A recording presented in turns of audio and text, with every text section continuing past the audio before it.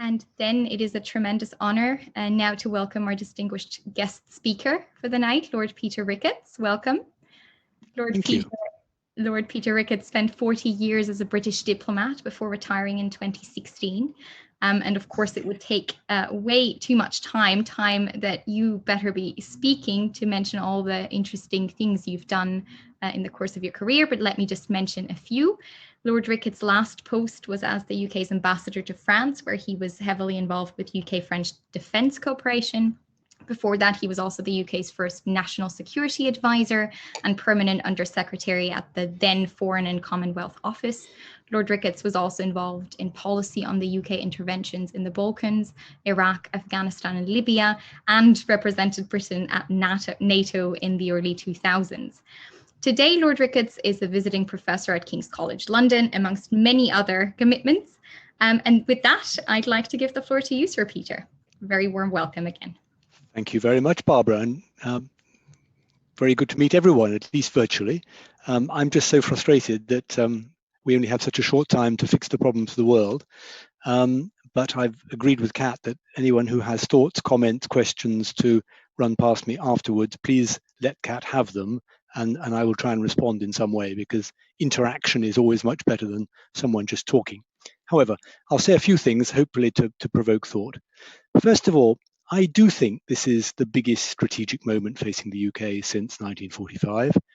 I think if you put together Brexit, the return of muscular nationalism and populism, and the pandemic, you have an extraordinarily important moment.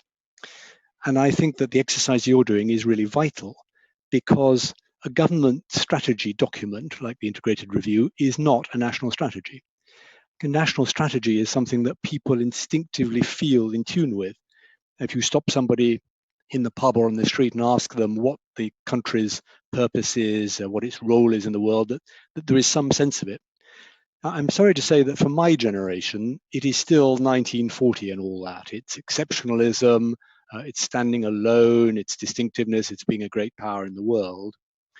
And I don't know what, for your generation, the instinctive sort of national strategy thought is. And I think one of the intriguing opportunities of this review and afterwards is to try and alter those perceptions, make them more credible and realistic in the world it is today, and take them out and generate wider awareness for them. So that's, I think, the excitement of the project. I think it's really vital.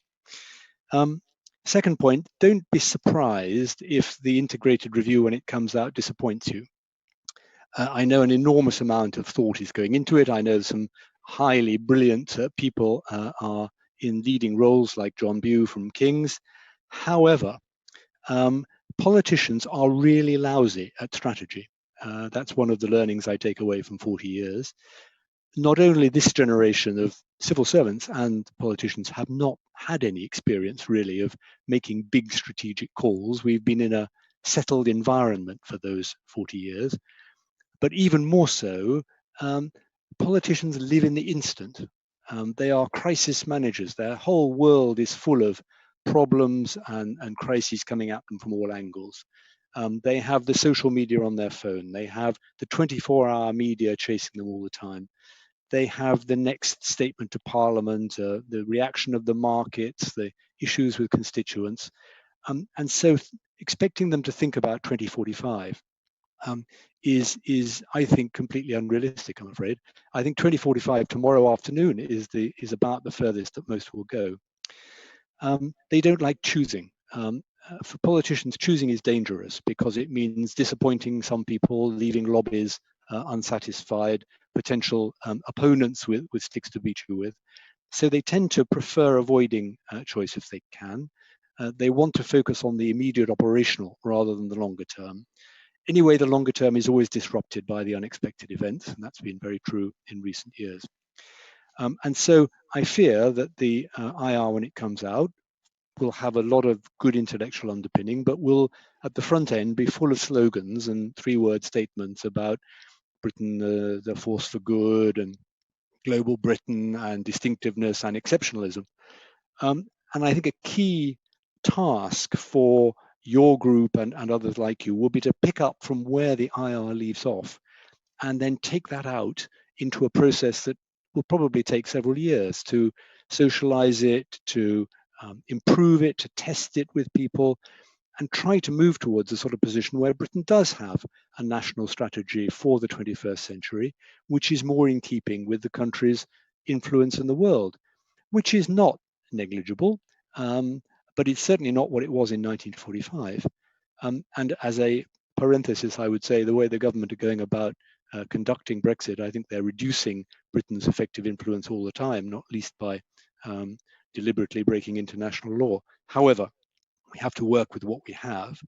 And I think, therefore, there are a whole series of things that need to be rethought. Multilateralism, a new multilateralism for this new post-pandemic world, but not, I think, one that throws out the UN and NATO, because the institutions have structures, they have a capacity to deliver programs, which is important.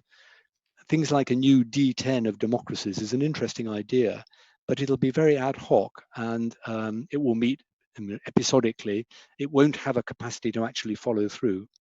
But of course, we do need to think about new ways of cooperating. And we need to think about what we are going to make national security priorities for the future. I wouldn't even dare try to think to 2045, but in the next 10 years, clearly climate change, clearly the risk of cyber attack, resource shortages, migration, population pressures are all going to be high on the agenda. And public health is now going to get the kind of priority that in my time, counterterrorism had. Counterterrorism had all the money poured into it for 10 years. As a result, we were caught short by other threats and crises coming up that we hadn't seen. And I think that's one last challenge, I think, I put out to people.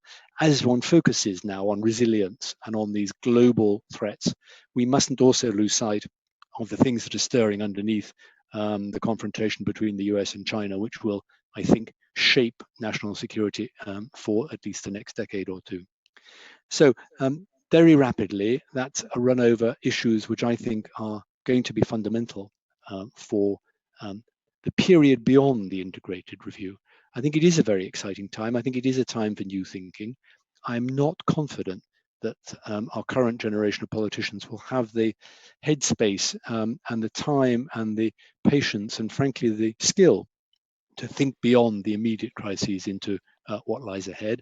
And I think that's the very real opportunity and benefit that your project offers. So I do hope that you'll stick with it and see it on beyond the IR.